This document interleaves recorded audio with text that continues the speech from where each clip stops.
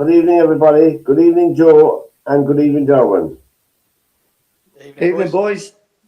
And welcome along to another edition of SportsView. We're streaming out live tonight on Facebook, LinkedIn, and our YouTube channel. And you can comment directly into the program. And just in case, I just have to say this to the lads here. I don't necessarily pick on anybody or anything to slag here in the show, or any person, There's some people are very, very sensitive. I don't mind people slagging me off. I don't care. I'm too long in the world to get upset at these things. Allegedly. Allegedly. Yeah. Thank you, Darwin. And, this time of the year, most of the leagues around Europe are finishing up or coming to a conclusion. And of course, cross channel, we had a very big result over the weekend when Man City beat Arsenal 2-1.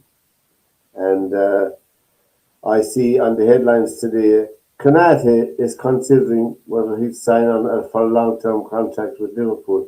I hope the Liverpool team, in my opinion, I'm going building a team around Konate. I just hope myself.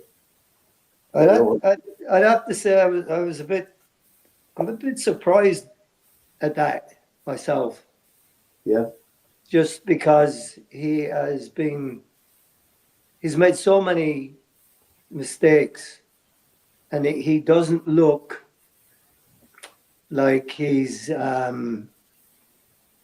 that he plays urgently enough, in recovery and what have you. And I really don't. I mean, somebody sees something in him that I don't, but that surprises me a lot. yeah, yeah. I don't know. Another team who are in serious trouble with the amount of money they've spent on Newcastle, and I don't think Eddie Howe will be there next season. And they've really plummeted down the table in recent weeks, which is a surprise to anybody looking at soccer. Tell Well, much have they been a seriously bad team in the second half of the league, Newcastle? well, I think that you know, I think you have to look at it from a couple of different perspectives. Really, I mean, they've spent a lot of money, but you know, they they still don't have a deep enough squad to be in Europe and be contending in the Premier League. I think that we saw the same thing happen with Forest uh, last year or the Yeah, year before, and it's always the same thing. At some point, the injuries and the amount of games that you play catch up with you, and I think that's what's happening to Newcastle. I mean, if you're honest about it and you look at the scores, they're not getting blown out. They're losing 1-0 or 2-1. So there's really not a lot wrong there. And if they're out, if they have a couple of injuries, then they're hurting more than the other yeah, team are hurting there. So you know, Eddie Howe has won the first trophy that they've won in how yeah, many years? What was it? Fairs Cup was the last thing they won Yeah, back it's a in yeah, the long time. '60s when Tommy Sinclair and all those fellas were playing for him, yeah. and so Bobby Moncour and those guys. So Well, it yes, yes, that's I true. mean, I think it's very unfair for him to be them to be looking at him now. I mean, they got to the knockout stages of the Champions League, you know, and what were they? Were they in the semi final of the League Cup, the Carabao Cup? Yeah. There And are. they let's not forget they did sell their striker, didn't they? Well, yeah. I mean, you try to replace that. Admittedly, he's not getting much of a game for Liverpool, is he? But No, you kind of, I don't know. I mean, this weekend to me, some of that football seems. I don't quite understand Arteta. He, he I seems do. he I seems to do. do strange things when you think about it. I mean, I couldn't believe he didn't play that striker that they paid all the money for. You know, that's ironic. You know that you're talking that way about it like that, when all if you listen to the conventional wisdom from all the others, they're all saying he can't play Jokeres in this. He's got to play Havertz, and then Havertz plays the game, and he misses, which is that's his game. I mean, he gets in great positions, but he misses chances, he misses a lot of chances, and so it's very interesting that people look at it from that standpoint. You know, the Well, the only consolation I see for Arsenal today is they're still top of the league. Some of the scores the weekend: Leeds beat Wolves 3-0. Newcastle lost at home to Bournemouth 2-1. Um, Southampton and Brighton drew 2-all. Chelsea were beaten by Man United 1-0. And Everton were beaten at home by Liverpool 2-1 with a fortuitous goal, I must say, you know. And Burnley lost 4-0. Man City beat Arsenal 2-1, as I said. And the league, for people who are into that kind of thing, Arsenal are on top at 70 points. Man City are second at 67 with a game less played. And that's important. Man United are on 58, Villa on 58, Liverpool 55, Chelsea 48, and Brentford 48. So, you know, it looks like Man United will be playing in Europe next year anyway, I'd say, you know. I'm only guessing. In the Championship, Coventry 86, Ipswich 76, Millwall 75, Southampton 72, Middlesbrough 73, I don't know, 70, 72, I don't know, 73, yeah. Hull on 69, and Wrexham are on 67, so 2, 4, 5, 6. They're 2 points off the playoffs, Wrexham, so they'll have to pull up their socks. Up in the Lowland League in Scotland, Bonnie Rig Rose are playing at home to Linlith Rose, the Two Roses. And alas, I'm afraid they lost 2-1 at home. So they didn't win the league, so they're there for another year.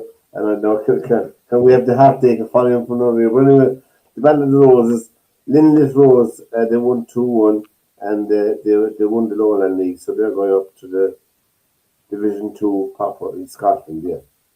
And at home, we had the beginning here in Ireland. We had the beginning of the Junior Cup.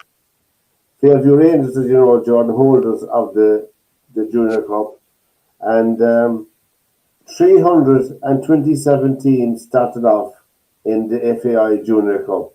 It's an All Ireland competition, well, 26 counties, and it's divided into geographical areas in the beginning until we get down to the last 32. So, you know, roughly Munster, Connacht, and Leinster in those divisions. So they don't be travelling all over the country in other ones.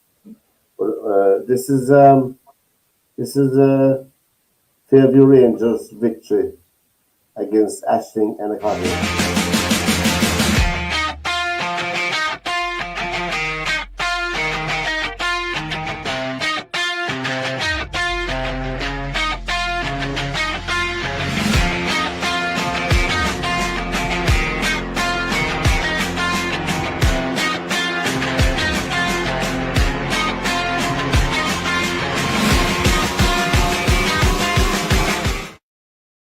So there we are, they set it off well, so that's Fairview Rangers. And just to wind up with Fairview Rangers in the mixed junior soccer, Fairview are top of the Premiership on 46 points. Ballinanty Rovers are on 45, and Pike Rovers are on 40, and Jamesborough on 33, and Ashling and Acotty on 30.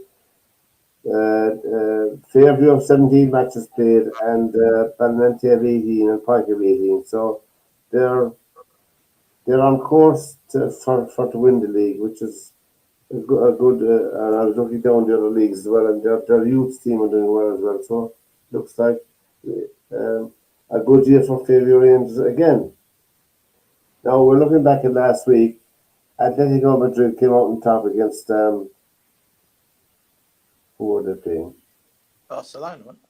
Barcelona, yeah. No, Barcelona 3-2, and Arsenal came out 1-0 against Sporting. So it will be Arsenal v Atletico Madrid in one semi-final, and PSG beat Liverpool 4-0, and Bayern Munich came out 6-4 on top against um, Real Madrid. So it's PSG and Bayern Munich. Well, that'll be a cracking semi-final, I should say, on form, It will be very hard to call that one. Very, very hard. I see Bayern Munich won the league for 14th year out of the 15th. You talk about a team dominating soccer. I don't think we ever got a team like that in Britain dominating a Premier League like that, did we? Did we ever have dominance like that? I don't think so, no. No. I don't think we have. I don't ever remember. Yeah. I mean, even the great Celtic and Rangers teams, there were never that many in a row. I don't think any of them ever won 10 in a row, did they? No, I don't think so. They were that I don't think so. It's only Borussia Dortmund that's got close to Bayern, isn't it? Really? And yeah. Well, actually, it wasn't it? Was it not Mönchengladbach? It was Hamburg. no. Oh God, Xabi Alonso's team that nicked it last year, didn't they? Or the year before he went to Real Madrid. They won it. Who was it? Red Bull. Bayer Leverkusen. Bayer Leverkusen. Yeah. Yes. They won it. When Bayern had a down year kind of thing. So, but I mean, the thing there is that all the best players in Germany want to go to Bayern anyway. You never hear very much in the media discussing the skills of Vincent Kompany, the managerial skills of Vincent Kompany. Well, I was going to bring that up actually because they keep talking about, when Pep goes, who will be the next guy for Man City. Well, obviously to be him. It's, and he's not been in the conversation in any of that. No. Been the guy they've been talking about. And I'm going, well, why? Vincent Kompany has history there. He was team captain there. He won league championships there. Did he win the European Cup there, or was he was probably retired by then? But he'd be a guy that would be ideal for that. So, yeah. Your own team, Joe, your former team came right into the mix over the weekend. They had a cracking 4-1 away win against Gillingham Grimsby. Yeah. They're back in the mix again. It's good. The Irish ladies did a double over Poland, 4-2 and 1-0, and now they're playing France in the final. I don't know how many. I've lost track of what the permutations are for the qualification now after this. So I thought they had to win their 2 matches against Poland and then they go through. But apparently they have another match to play now against France, and they have decided to play it down in Cork, Kyiv. They like playing. So there you are. Pat, you're talking there about one of Joe's old teams. I mean, you've got to mention Leicester. Yeah. Because that is some fall from grace, isn't it? Oh, yeah. Huge fall. Yeah. Well, yeah, they're going to be relegated to Division 1. Yeah, I mean, that's an incredible... From the heady days of Premier League champions, down to Division 1. It's going to be financially burdensome as well on the club and on the whole area, as well. Do you think a lot of that stems from when the owner died and stuff in that helicopter crash? Yeah, I mean, It's got to I be a don't factor. know really. I think what's happened really is that it's just been poor management. I mean, they've brought in players on ridiculous money that have not performed, and they've been stuck with them, and Yeah. it's just, and of course the points reduction is a huge thing for them. Yeah. So that puts you behind the 8 ball to start off with. Every team can get points deducted except Man City, as we know. Yeah. Yeah. And Chelsea. Oh, well, I forgot about them. But Yeah, they don't get points deducted they're either. losing points on the field of play. Yeah. So yeah, that's that really is really sad to watch. Yeah, it is. It is. I agree with you. It is. What do you think of the Spurs scenario now? Well, that's another one right there that you're looking at. I mean, they again, like we said last week. I mean, they just. I'm not convinced by the players that they've got. No. That they're good enough, and they're. I mean, again on Saturday or Sunday, whatever day they played this week, they're winning 2-1 with a couple of minutes to go. Yeah. And they give up a terrible goal. I mean, all the guy has to do is to put it in the back of the stand, and they win 2-1. Yeah. But he tries to control the ball, and he miscontrols it and gets bumped out the way, and they cross it and they score with practically the last kick of the game. And as we're here tonight, Joe, there's a match taking place, the last Premiership match between Crystal Palace and West Ham. And that's a huge game. If West Ham win that match tonight, more trouble for Spurs. Oh yeah, and of course with Forest winning at the weekend Forest as well. Forest is a good win, They did have a good win. They had a very good win over the weekend. I mean, it's well, tonight we'll tell that, and next weekend we'll tell that as well. So we're talking about the demise of Leicester City and the demise, you said, possible demise of Spurs as well. I mean, they've been a mainstay in the Premiership for a long time, at the top flight, but not everybody survives the cut and thrust of this. In rugby, the women's Six Nations continues. Guys, did you watch any of it over the weekend? I managed to miss it all. Yeah, England beat Scotland 84-7. It wasn't a close game. And Ireland beat Italy at home in Galway 57-20. And France beat Wales 38-7. So Ireland are playing France next, and Scotland are playing Italy, and England are playing Wales. So, as we said before in the women's game, England and France have been professional a long time. So the game is far more developed in those countries. They've had leagues, women's leagues. So women's club rugby is far more advanced in those two countries, in France and England, than in the others. So they're playing catch. And they've got bigger populations as well. Yeah, that's true. So they have more people to draw from on it, and more people are playing it. So it's just the way it is. I mean, and you'd never hear in the men's game, obviously, for obvious reasons, but in the women's game, they have 5 players missing off the squad. Why? They're pregnant. Yeah. England. There are 5 players of it. But they have some cracking players. They have some very good players on the team. The URC Munster got back on track somewhat by beating Benetton 45-15, and Leinster beat Ulster 29-21, and Connacht beat Stormers away in a cracking game 33-24.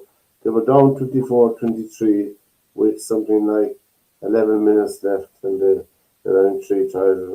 In the top 14, La Rochelle got back in the saddle, as I say, 45-15 against Bordeaux. A very good win against a very good Bordeaux team. And Montpellier won against Perpignan 42-31. So in the URC, what it means, the placings in the URC determine what teams participate in the European Champions Cup and the European Challenge Cup for next season. So that's why it's important. So Glasgow are top of the pile with 55. Stormers are on 51. Leinster on 46. The Lions on 48. Ulster 47 and Munster 46. So they got back into the top 6 again, which is good for them. And in the top 14, Toulouse top of the pile is 76 points. Power 64. Montpellier 61. So they're the. Well, I better give up my own league as well.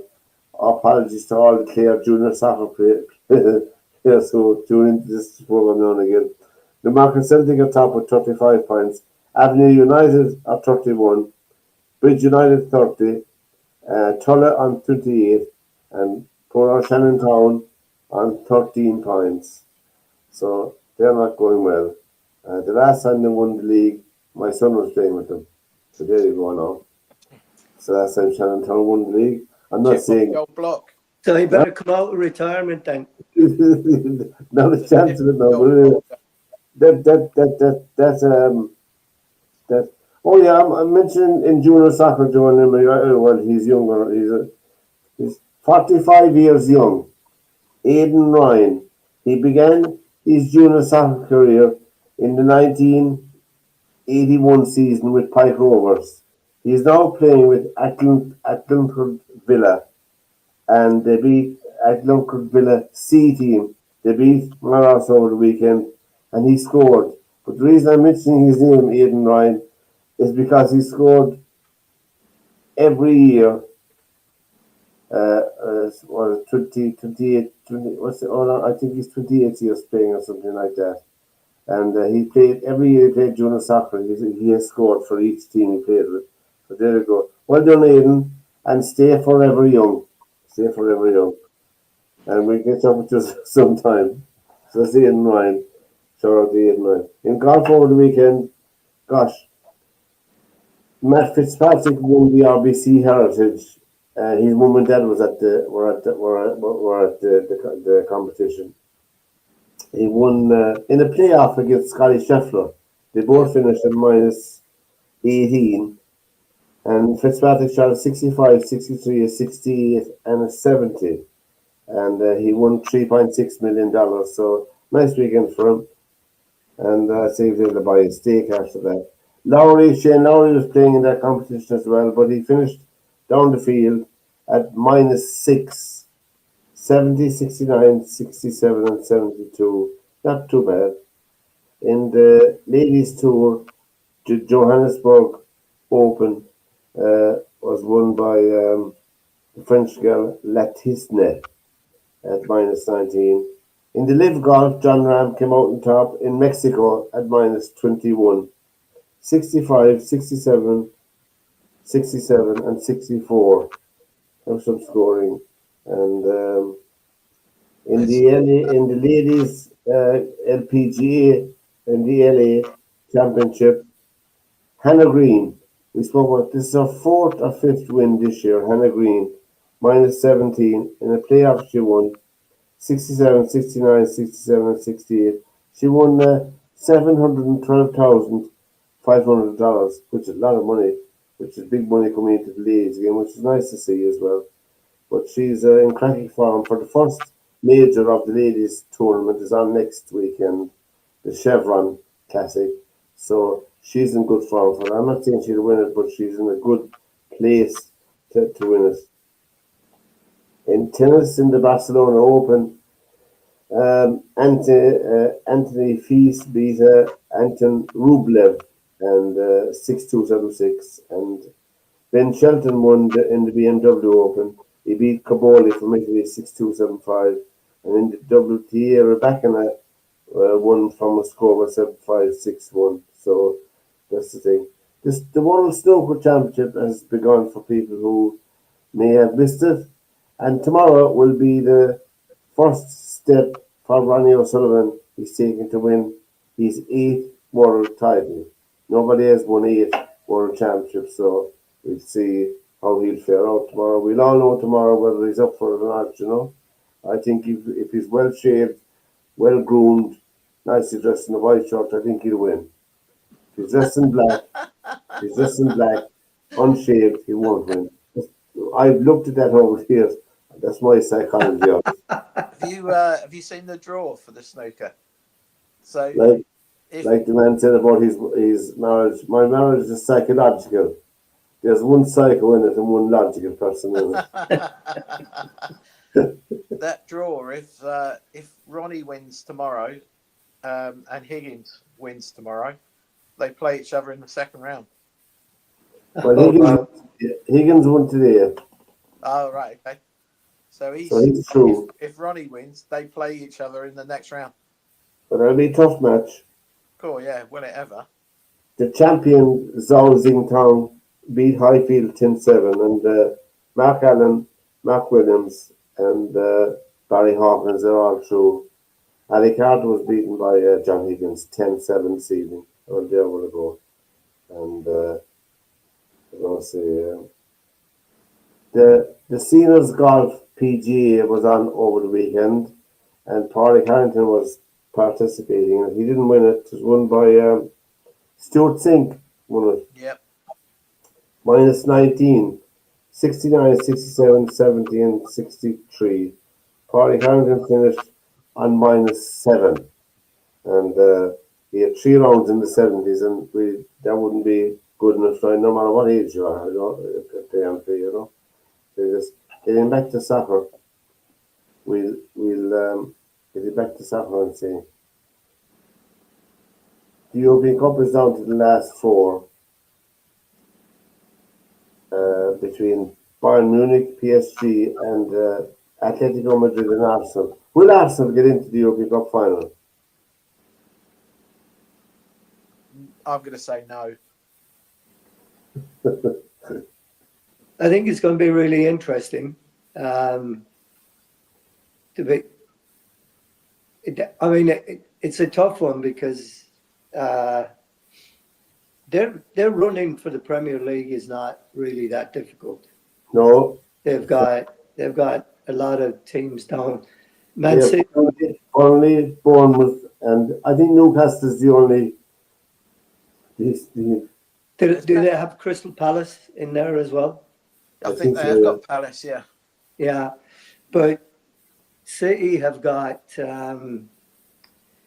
they've got Villa, they've got Brentford, they've got Bournemouth, and they've got one other one that's a tough one in there.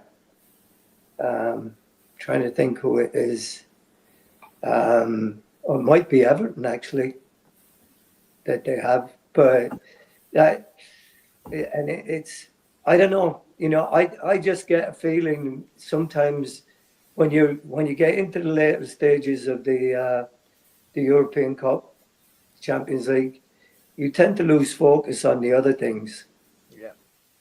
Yes, that's true. And I wonder if that is going to be one of those things. I mean, because next week the semi-final of the FA Cup? It is. Yeah, this weekend. Yeah, so City are not going to play next weekend, other than play Southampton in the semi-final. So they got Burnley tomorrow night. City. Yeah, they got Burnley. Yeah, so that isn't going to be a game. That's their easiest or simpler one. Unquote, what you think would be their easiest one, but Burnley. Well, Burnley don't have anything to play for now. No, I mean, they're probably down now Yeah, for that result. So it's but again, when a team is knows it's kind of fate like that, sometimes they just they come out with a strange result, and sometimes you don't know, you just don't know. I Did see. um did anybody watch the Coventry Blackburn game during the week I just saw the highlights of it. when Coventry got promoted? Yeah, they're Yeah, promoted now. yeah. Well, I watched it, and to be honest, I wasn't that impressed with Coventry. They were whether it was just nerves, and playing into it for uh, to get promotion and what have you, guaranteed promotion there. But they just did not, an awful lot of playing around the back, a bit Chelsea-ish. And I don't know, did you watch the United Chelsea game at the weekend? Yeah, Yeah, I saw the match. Most I of the mean, match. the thing that struck me was, and it has been, and he's a guy that is like flying under the radar here in terms, people are talking about Eddie Howe and that, but Yeah, have Chelsea beaten anybody of any no, real substance since he's been there? no, And the crowd were really getting onto him because all they're doing is playing the ball around the back. yeah, They're not going forward. They're not trying to. I mean, in the finish, they tried to get going, but he's his style of play is just really, really, in my opinion, really slow, and it needs to quicken up a bit if they're going to be successful. we had a discussion. I had a discussion on one of the online sports podcasts with the National League. They were talking about the National League in England, but there's only one team promoted. Right. You know, from the National League to the league proper, and there's four teams put down. I can understand that, bring four teams up to the National League and make the jump up. But for instance, this year, York and Rochdale, York won the National League on 107 points. Rochdale got 105 points. They were making the point that both teams were over 100 points. They're not saying because they did they should get promoted, but he said there should be a different system. When you have teams like that winning, and they both had won the same amount of games, 33 games out of 45, which is an incredible record each both teams. And as you know, Rochdale were managed by Brian Ballymurphy one time. Now he's managing Cardiff City, who are getting promotion. I hope from Division One, is it? Yeah, they already got promoted. Yeah. Yeah, yeah, they're up. Cardiff. Yeah. They're up to the championship now next season at Cardiff City. But I thought they made a fair point about the National League that there should be at least two, if not three of them, promoted. Because you have in the National League, you have Rochdale were runners up, Carlisle, Bournemouth, Scunthorpe, Southend, Forest Green, Hartlepool. They were all former decent league teams as well, both League Two and League Oh One. yeah. Down through the year, As you know, you probably recognise some of them, Joe. And, Oh, I've probably played it all of those. you So probably did. Rochdale, York have played it. Who Yeah, else is in there? Boston, Tamworth, Woking, Halifax, Forest Green, Bournemouth, No, never played against those guys. They weren't in the league yeah, with. and that's National League. We're making a case for at least two promoted. So they were just had a bit. The match between West Ham and Crystal Palace is still goalless, so that's nail biting time for Spurs. if Spurs get relegated, I mean, they have a fantastic stadium, you know? Yeah, they do. Yeah. Yeah, It'll be amazing if they do get relegated to see what goes on Yeah. I because mean, they're not going to fill that stadium. what is it, 80,000?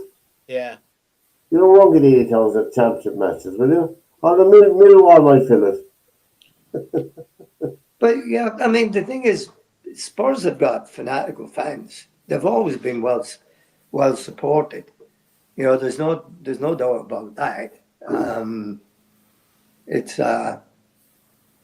but again, you know, you ask the question, will they be interested in that? But the other side to it, will they just get behind their team if they do get relegated, if the worst happens, and just get behind them and cheer them on to make sure that they get right back up again? Yeah. Yeah. So, um, I can't but imagine. I can't imagine them staying down. Can you? If they did go no, down, no, I can't imagine them staying Would down. you would you think? Well, there's another point to bear in mind with a team going down, like Spurs. I mean, you have players who are earning X amount of money. Well, I've read up further on that actually, and they all do have in their contracts. They do have pay cuts if they get relegated. Who have the Yeah, so they do. I would yeah So yeah, well I mean that's a safety net for the club as well. But yes, nevertheless, there's still I mean if a player was on 200 grand a week, I mean even playing in championship football, if he's on 100 grand a week, it's still a lot of cash. it is a lot of money. But to be honest, I don't think anybody at Tottenham is on 200 grand a week. I think that Well, Harry Kane and some Son, some was when Harry went, some was the next highest paid, and I think he was on like 150, 180. Then the next ones were on 130ish, and then it went into the the 110s or what have you. yeah, Because yeah, I mean, I think that they all have a kind of increasing, or a decrease in whatever way you want to look at it. We have two guys on this and three guys on this, three guys on this, to balance it all yeah. out. But I read something this morning and in the Irish Independent, and I don't know if it's true or not, but in one article, and I don't know if I misread it, but it says that Manchester City wage budget is 80 million more than Arsenal's.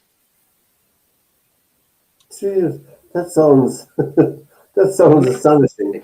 it really does, and I Would and I looked at it. they include the manager and coaches in that wage bill? Yeah, but wouldn't that be just an outrageous amount to be different on?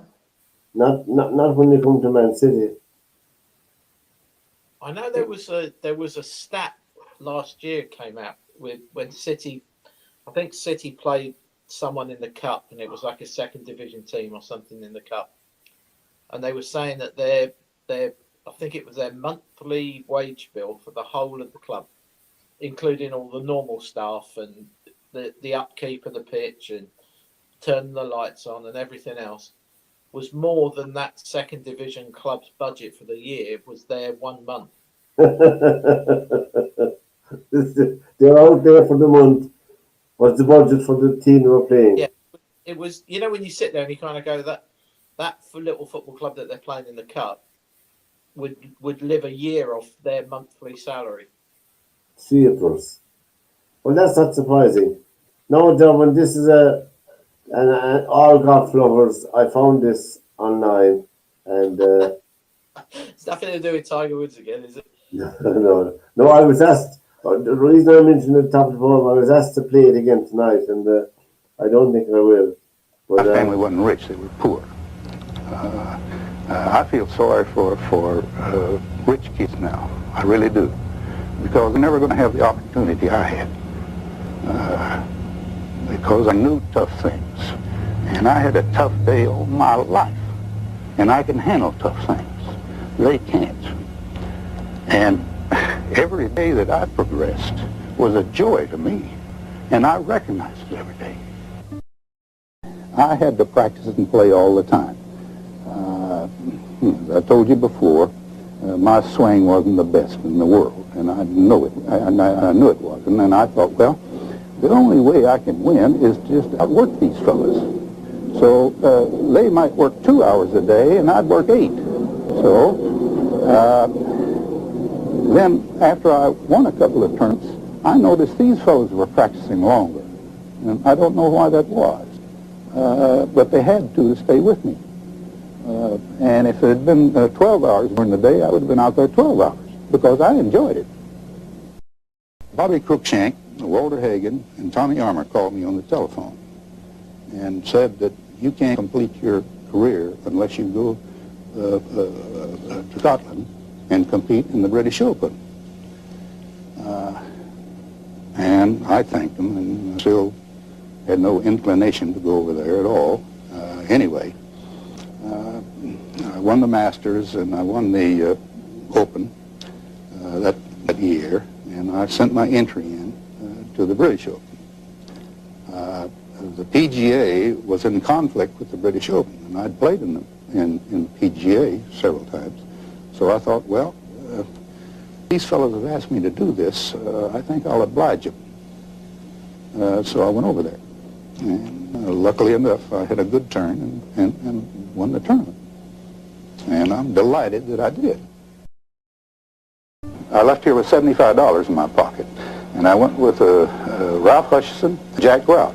I would win $25, $50. I was always last if I got the money at all. And as I say, I was a terrible player. And after New Orleans, I wasn't in the money, and I was broke. I had to come home. You're talking about practicing. I just love to practice.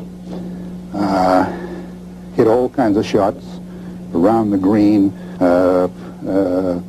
playing holes in my mind, and it was a great satisfaction to me.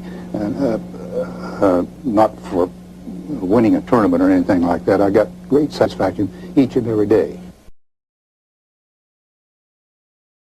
That, of course, was the great Ben Hogan. I was reading a bit about him, and he won, I think, nine majors, as far as I think, 9 majors. But he was a small, slight man. He was born in a southern gentleman. You know, you know from his accent. He was born in a small place called Dublin, Texas. There you go. So we call him half Irish, Derwin, all right? Yeah, there you go. we claim anybody, right? Yeah. Yeah, welcome home, Ben. Anyway, Ben Hogan, of course, began his career began playing golf at the Wall Street crash in 1929. So it was, but he served in the U.S. Air Force as well during the Second World War. But I didn't know this. He didn't have length in his drive. You know, he didn't have distance rather. And in order to produce extra distance, I know my experience well now. He began hooking the ball, Yeah. to gain distance, and it never left him. It never left him. So the So hook. he had a terrible hook when he was like first out there on the tour. Yeah, And it was uncontrollable.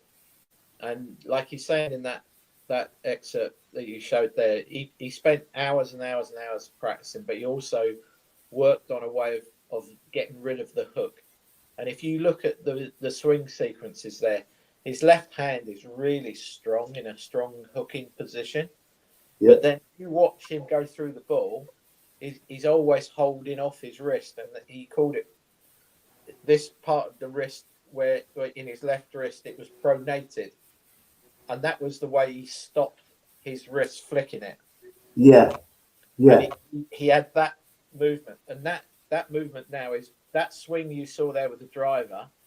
That was called. He wrote a book called The Modern Fundamentals, and that book is the baseline for every kind of golf lesson you'll ever have. Oh, I didn't know that. No. Yeah.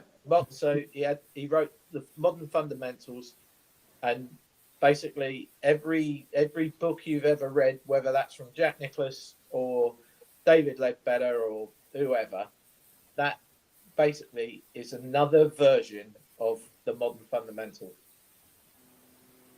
And And he won the Grand Slam in '53, and he won the British Open. It's the Open. It's not the British Open. You got to correct him, but he won that round Carnoustie, and it was the year after his big crash. And he had to have hot baths immediately after playing because all his legs were bandaged up. He was like a mummy underneath his trousers. yeah, yeah. And he was in a hell of a state, really. But he won the British Open. He won it round Carnoustie, and I think it's the 12th hole. For him to play the 12th, there's a set of bunkers down the left-hand side of the fairway, and he hit it 4 days down the left-hand side of those bunkers into like the semi-rough. And they call that little strip of land at Carnoustie Hogan's Alley. Yeah. And he hit it all 4 days down there, and there's like a little plaque there now that you can see that the 4 divots are virtually all next to each other in a row. And why did he hit it down there? He found it was suiting his eye coming in for the second shot so much better, and he knew that he could avoid the left-hand bunkers round the green by going down the left-hand side more. And my old coach and my old sort of I've had, I suppose, 2 mentors in my life. Yeah. Bernard Hunt, the old Ryder Cup player. Yeah. He would. I remember sitting in the shop with him one day and asking him about some of the best players he's ever played with. Yeah. 2 players came out. One you would have heard of, and one you may not have heard of. But he said the 2 best players he ever played with, one was Hogan, and the other one was Tony Lima. Tony Lima, yeah. And Tony Lima died in a aeroplane crash in his prime, really. But he said Hogan, because Hogan had a nickname called the Hawk. The Hawk, yeah. Because he stared at you, and he said he played 36 holes with him at the Open. And basically, I think Bernard reckons he may have got 3 words out of him all the way around. He didn't speak. Not at all. Had no interest in what you were doing at all. Didn't want to talk to you. All he was interested in was in his game. The next shot, yeah. Yeah. The next shot. And he's great competitor, and he grew up with Byron Nelson. I was reading about Byron Nelson. Yeah, Byron Nelson. Yeah. Byron Nelson, and he said in that clip there about Tommy Armour. Yeah. So Tommy Armour and him were all Texans. Yeah. Good old boys. I mean, there's some great books about Hogan. I mean, like proper amazing books. I've got a picture at my mum and dad's. It's all framed and it's a poster, but it's a poster of him hitting a 2-iron into Oakmont when he won the US Open, and he's hit this 2-iron, and whatever you read about it, this was a flat out 2-iron on the 18th hole to knock it on the green and then break 2-putt to win the US Open, and he flushed it. And the poster I've got is in just after impact. Yeah. And if you look at it, you just go, what a position to be in, as in a golf striking position. Yes. Yes. But yeah, I mean, the guy is he is the modern golf swing is based around Hogan. So would there be? I know these descriptions of people all the time. You know, we're all I find to top myself. Would he be one of the greatest golfers that played the game? You'd put him in the top 6 and that's ever played the game, yeah, without a doubt. Yeah. I mean, who would be your top 6? I know it's all, we're all got different opinions on the top six and the top this and the top that. But if you said Hogan wasn't in it, you'd have to query that person's choices, because you've got to go Nicholas, you've got to go Woods, Palmer. you've got to go Hogan. I wouldn't necessarily put Palmer in the top six personally. Gary Player. He wasn't a great player. Gary Player. Well, I would have Seve in the top six. You would have, yeah. That I think you. I know what you're saying, but I think that would be more out of what's the right word? But Seve Ballesteros could invent a shot, and you know what I mean by it? He'd imagine a shot that nobody else would imagine. Yeah, I know what you mean, but then you could throw in people like Gene Saracen, from and Phil Mickelson. Phil Mickelson, Sam Snead. What about Bobby Jones? You've got to put Bobby Jones in that six. Oh, Yeah. Bobby, yeah. So we have Bill Hogan, Bobby Jones, Jack Nicklaus. That's three. Tiger Woods.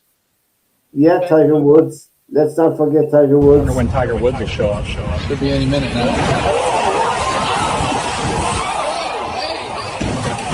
Stay back, security's coming. You gotta stop doing that. How to turn a serious debate into a debacle. I know. I mean, That's for you, Paul. Yeah. That's the last time I'm playing it. how would you? is it- How can you not put Tom Watson in that group? Tom Yeah. Watson. Well, But Watson. then, how can you miss out Peter Thompson with 5 British Opens? Yeah, Right. So I mean, it's all subjective, isn't it? I mean, it is. but It's what you. if you said, like, I don't even think wins is fair. I mean, if you looked at Palmer and Seve, that's 2 of the most charismatic golfers you will ever see.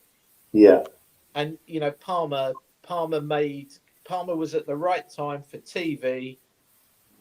He had Nicholas and Player on his case, and where Nicholas was the studious type of golfer, Palmer was, walking around. imagination. Yeah, But again, I've got a great picture. I'll send it to both of you. Of there's Hogan, Nicholas, and Palmer standing on the tee at a US Open. I think it actually may have been the Masters from looking at the grass.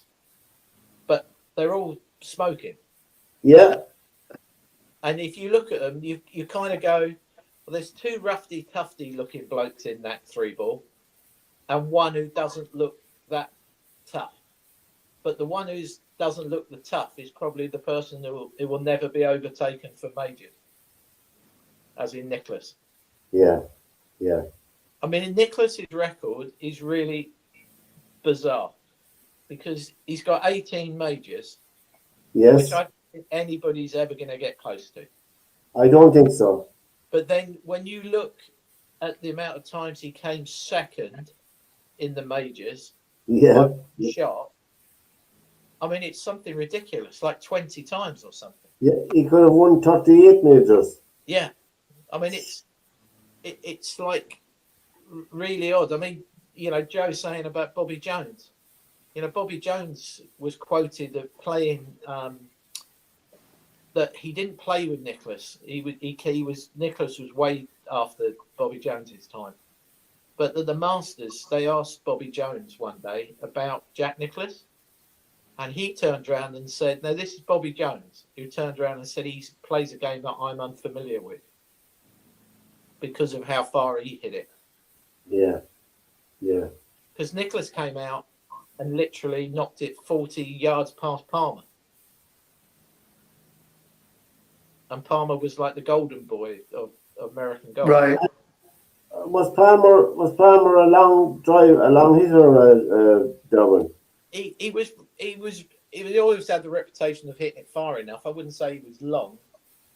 Yeah. Not compared to Nicholas. And where does McIlroy fit in? I know he's a young man, but he fit into the top 10?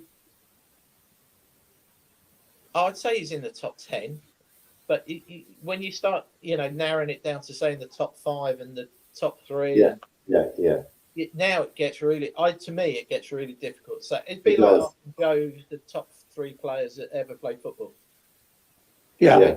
You're going to miss out Eusebio. You're possibly going to miss out Puskas. You're possibly going to miss out Billy Wright. And then we haven't even got to Pelé, Maradona, George Best. We haven't even got close to those yet, have we? No. Where does Bobby Charlton fit into that? Yeah. Right. Dennis Law, where does he fit into it? Dennis Law, yeah. I mean, you can. I think when you sit there and kind of go, who's the best and all the rest of it, I think at some point you've got to literally, how are you going to judge? You're going to judge it win. It's the age-old discussion about George Best, Eusebio, and Pelé. Yeah, but then you're leaving out Maradona, and then you're leaving out. Yeah. And you're leaving out Bobby Charlton, and Yeah. so yeah. So I mean, it's so difficult because you get into it, and like in golf, in soccer we can all go by positions, right? Who is the best right back? But then you go, who is the best attacking right back? Who is the best defensive right back? So the same thing in golf. Well, who was the best driver? Who was the best chipper? Yeah. Who was the best putter? You talk about like there, Joe. We're putting it into categories. Yeah. If you said to me who's one of the reputedly the best putters on tour, there's 3 names that come to mind. 3 names that you may never have heard of. One is the American kid Lauren Tom, something like Lauren something. He then you've got somebody like Bob Charles. Bob Charles, New Zealand, was it? So again talking to Bernard can't remember playing with Bob Charles and Bob Charles missing a putt. So again, you kind of go there, and then you go Brad Faxon. Yeah. Brad Faxon is reputed to be like perfect, and you sit there and kind of go, I can't think of Lauren, his first name, something Lauren. But again, you might not have heard of him, and you might not have heard Bob Charles. Yeah. Or Brad Faxon. But again, you sit there, but then you say, who's the best driver of the ball? Woods in his heyday. Yeah. McIlroy. But are we talking about distance and accuracy, or are we talking about just flat out distance? Because if you're talking about flat out distance, DeChambeau. Right. DeChambeau is a man, yeah. But then, then you have to ask the question. He's injured now. If Nicholas was playing with modern day equipment, exactly, yeah. What would he be able to do? What would Nicholas putt like if he was? What would Palmer putt like if he was putting on putting surfaces now? Our producer says, Derwin, would it be Lauren Roberts? Lauren Roberts, that's it. Yeah. Lauren Roberts. Our producer is listening to us. Well done, Mira. Producer of the year, right there. Yeah, exactly. Yeah. That's saved my day, that hasn't it? Yeah. But then again, go. Whichever era you're looking at, go back to being silly and go back to the likes of Willie Park and Tom Morrison. Right. And see the scores that they were knocking it round in St Andrews in, with balls that were made of leather. Yeah. Yeah. And then I was just going to say, yeah. Some of those scores stand up today. And don't forget, they were teeing up within 1 club length of the hole they just putted out at. They didn't have tee grounds. They putted out 1 club length from the hole they just knocked the ball in. So when you see the 17th green at St Andrews and we see it all manicured and all looking beautiful. Yeah. 1800 and whatever, they were whacking a ball from next to that hole within a club length of it. what was around that hole looking like for the guy who was out last? Oh yeah, yeah, So, I mean, again, you sit there and those golf balls, those leathery, feathery things, they weren't even round by the time they'd got a few holes in. right, So again, and they were using clubs made from sticks, and right. you I know, saw a movie about that. There's a great movie out there. I forget what the name of it was, but it was. I think it was. Did old Tom Morris win the Open? yeah. And then And young the old Tom Morris's son won it. And he the didn't the did the Young old one Tom House won as well, did he? So that again, Were, Jack. were they the only foreign son to win the Open? I think they are, yeah, Tom Morris. yeah. But if you, Yeah, I saw a movie on that. That was a real good watch. I think that movie was called The Greatest Game or something. It might have been. Yeah. But it's fascinating. You know, if you said to me who's the best chipper of a ball that I've played with, I'm going to tell you Manuel Pinero. And I've played with Seve, and I've played with Nicholas, and I've played with Palmer, and I've played with Player. And you sit there and go, hang on, Manuel Pinero's the best chipper I've ever seen. He's the guy who taught Seve. So, I mean, you know, when you kind of, you start talking about all of this, and it becomes so sort of, I love it. I love sitting You're around. right. You're right. Sorry, I'm done. It's called the greatest game ever played, and it was out in 2005. It's Yeah, I'm 2 hours. I'll tell you a good film if you want to watch it is Don't Let the Sun Go Down or something, and that's a Hogan story. Yeah. Yeah, Don't Let the Sun Go I Down. think I saw that one. Did that one? Didn't Hogan throw himself across the car? Across his wife in Right. car when it In hit the crash. the bus. Yeah. Yeah. I So see. he Yeah. saved his wife and nearly killed himself. Yeah.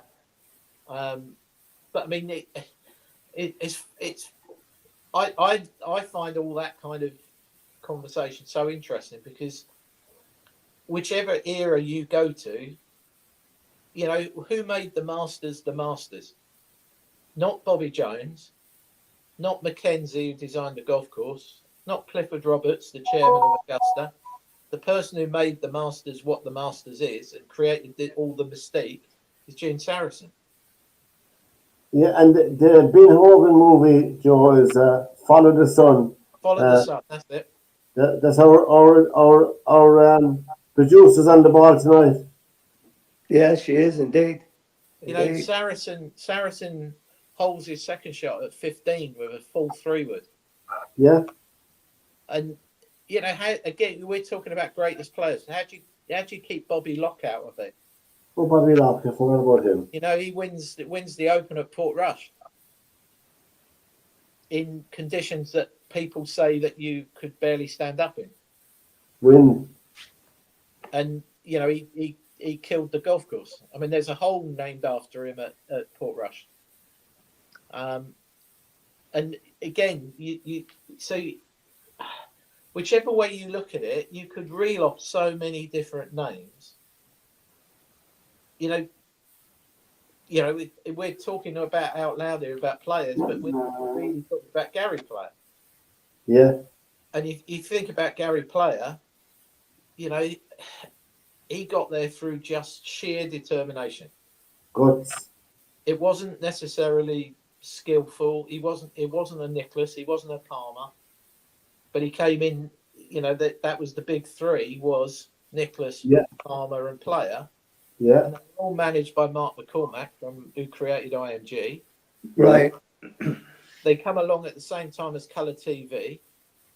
They come along at the same time as golf's booming in America and everybody wants to have recreational time. Country clubs are booming. Superstars. Happen to be the three best golfers of the era. Yeah. All coming along at the same time with all of that. You know, Nicholas would get booed at the US Open because he was beating Arnold Palmer. I mean, you can't imagine that, can you? You know, he was getting Well, booed. Nicholas was kind of the upstart guy when he came along, wasn't he? Yeah, he was the podgy American blonde lad From, from Ohio, from Dublin, Ohio. and he's another Irishman. Hang on. Yeah. Yeah, So, right. Yeah. You know, it's And he- funny you're reeling off names there, but you know some of the people that we never talk about here, and you think back, like Stanley Matthews, Tom yeah, Finney, yeah, like you we know, That's all those guys. wasn't And that Dixie Dixie house. Dean, but Dixie Dean still holds the record for goal Yeah. scored in the first division. You Well, know, I mean, it's like, yeah, and with everybody, and here's part of the stuff, especially with football now, is people only remember Premier League players. yeah, Yeah. They don't remember players from this, and don't get me wrong, because they never had a chance to see them. But I mean, I'm sitting here on a Monday or a Tuesday, and I can get what would be the equivalent of Division 4 games from Yeah. England over here Yeah. and watch them live. Yes. oh, I mean, I remember us playing at Portsmouth in a fourth division game on Match of the Day back in 1978, 79. Yeah. And it was probably the only fourth division game on TV that year. Not to mind that week. Yeah. Year. You know, Yeah. so now it's so, and that people see so much more. Back in the day, people used to. I remember Stanley Matthews playing for, I think it was Stoke, at the Markets Field in Limerick Yeah. on a Tuesday afternoon, and the place was packed. Kids were skipping school so they could see him. You know, so there were so many great players back then. You know, you talk about, and then you look at the European players that Yeah. that were like Hento at Real Madrid. And we didn't even mention Di Stefano. no, we haven't even mentioned him. No, Puskas as well. Puskas, Di Stefano, Haida Guti, another one of them. That was a great one. Lev Yashin, great goalkeeper. We didn't say Johan Cruyff. No, Johan No. Neskins, Yeah, all those guys. Georgie Hadji.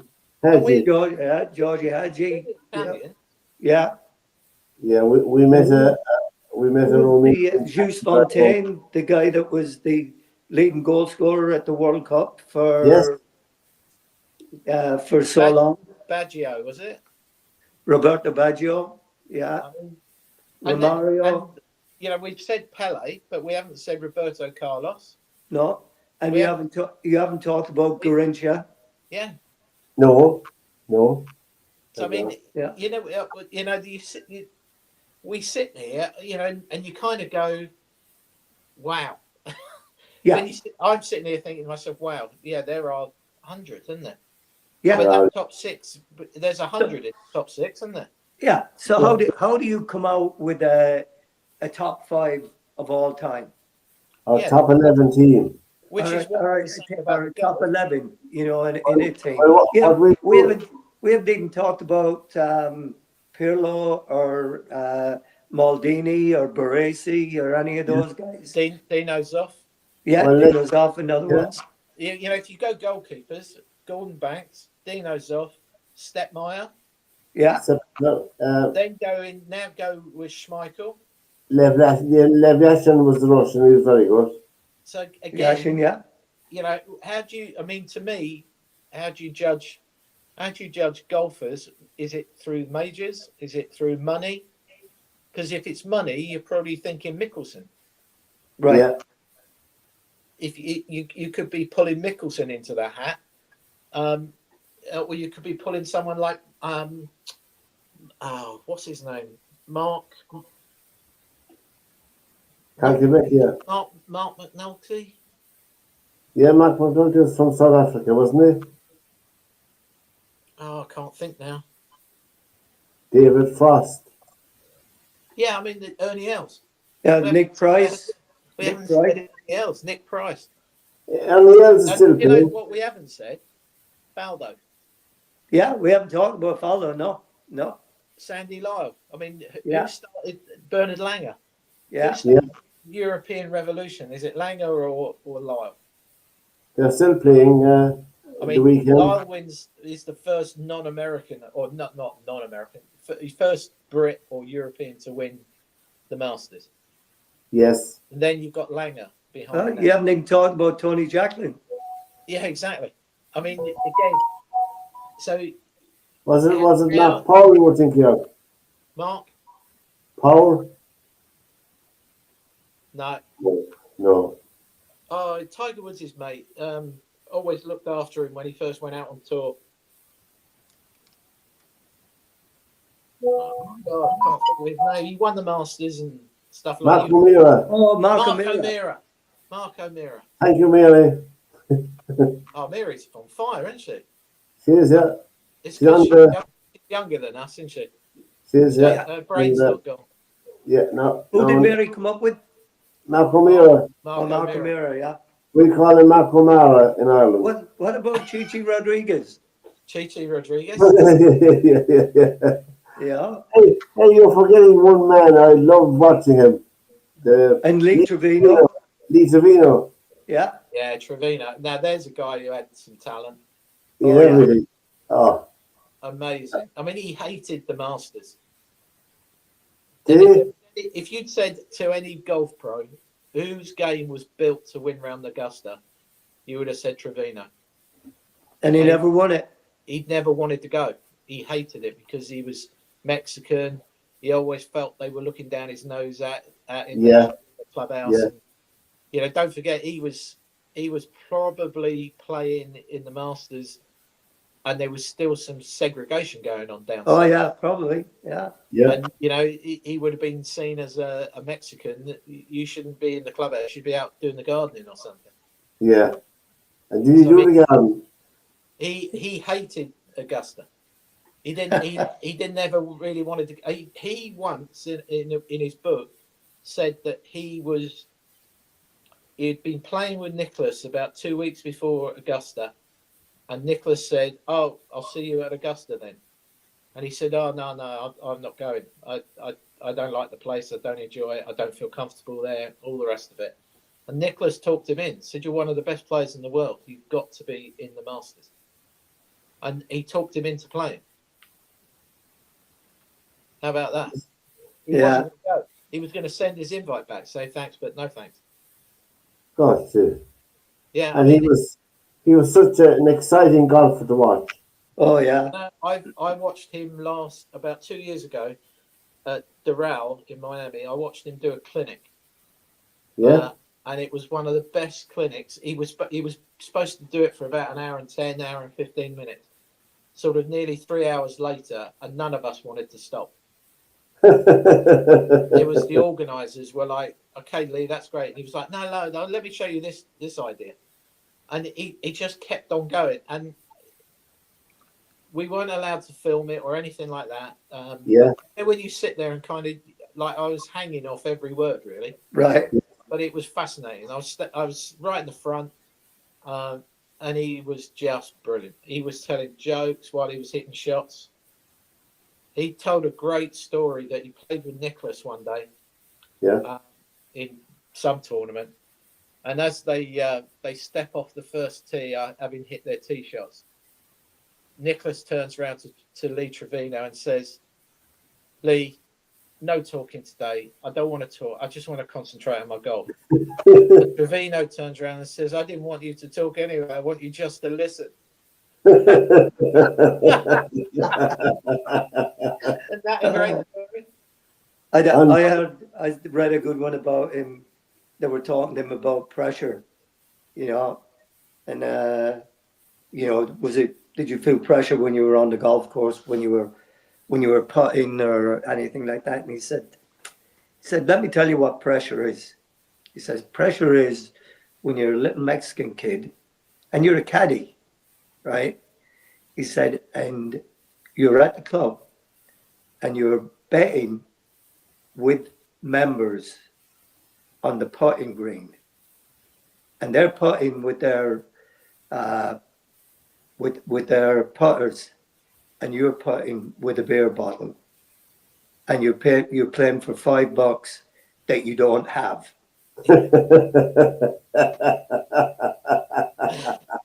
On that note, lads, we've, Yeah. we've come to the end of another show, and like to thank all the people who tuned in to us. It's more appreciated, lads, and thanks for your comments.